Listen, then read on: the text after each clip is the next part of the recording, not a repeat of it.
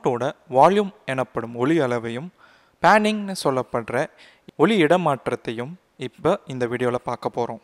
நீங்கள் piano role எடிட்டருக்குள்ளே போய்ட்டு ஒரு நோட்டை உருவாக்கும் போது நீங்கள் பியானோ கீஸுக்கெல்லாம் கீழே பார்த்தீங்கன்னா இங்கே நோட் வெலாசிட்டின்ற ஒரு பேருக்கு நேராக ஒரு பட்டன் உருவாகி இருக்கிறத பார்த்துருப்பீங்க. அது உங்கள் நோட்டுக்கு நேராக தான் உருவாகியிருக்கும்.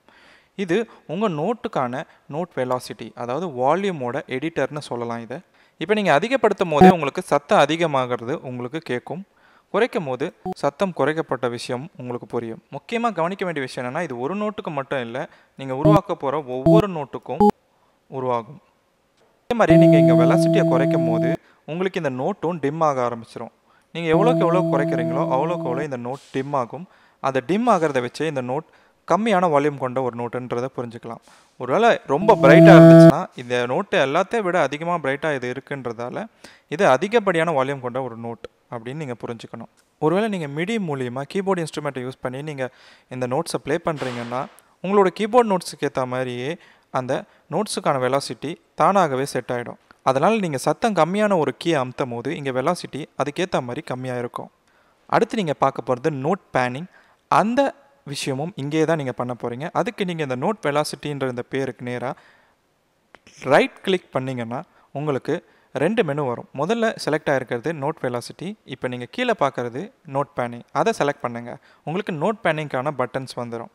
இப்போ இந்த ஒவ்வொரு பட்டன்ஸையும் நீங்கள் மேலேயோ கீழேயோ கொண்டு போனீங்கன்னா உங்களுக்கு இந்த நோட்டுக்கான ஒலியானது இடது பக்கமாகவோ இல்லை வலது பக்கமாகவோ இடம் மாறும். அதை நீங்கள் கேட்கணுன்னா இப்போ பாருங்கள், இந்த நோட் இப்போது நடுப்பகுதியில் இருக்குது. இப்போ இதை நான் இப்படி மேலே கொண்டு போனால் ரைட் சைடுக்கு இடம் மாறுறதை உங்களால் கேட்க முடியும். அதே பட்டனை நான் கீழே கொண்டு வரேன். இப்போ அந்த ஒலி இடது பக்கமாக மாறுறதை உங்களால் உணர முடியும். இப்படி தான் நீங்கள் ஒவ்வொரு நோட்டுக்கான பேனிங்கை மாற்ற முடியும். உதாரணத்துக்கு இந்த 4 கீயோட பேனிங்கை நான் வேறு மாதிரி மாற்றுறேன்னு வச்சுக்கோங்க. இப்போ ப்ளே பண்ணும்போது பாருங்கள், உங்களுக்கு இந்த 4 கீயோட பேனிங்கும் இடது வலது பக்கம் மாறி இருக்கிறத உணர முடியும்.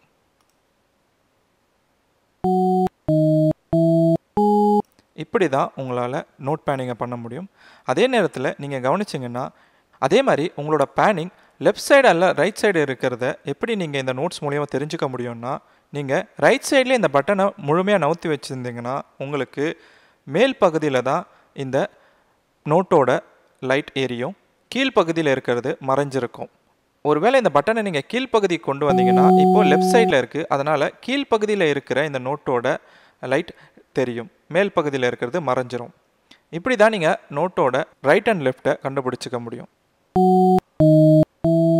இப்போ உங்களுக்கு இந்த நோட் பேனிங்கோட ஐடியா முழுசாக புரிஞ்சிருக்கும்னு நினைக்கிறேன். இப்போது இந்த ஒலியோட ஒவ்வொரு மாற்றத்தையும் நீங்கள் கேட்டீங்க. இதன் மூலமாக நீங்கள் எப்படி நோட் பேனிங் பண்ணுறதுங்கிறதையும் தெரிஞ்சிருப்பீங்க.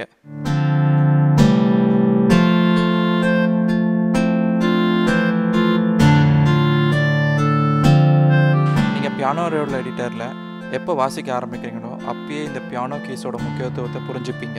இந்த பியானோ ரோல் எடிட்டரில் நீங்கள் ஏதாவது ஒரு நோட்டை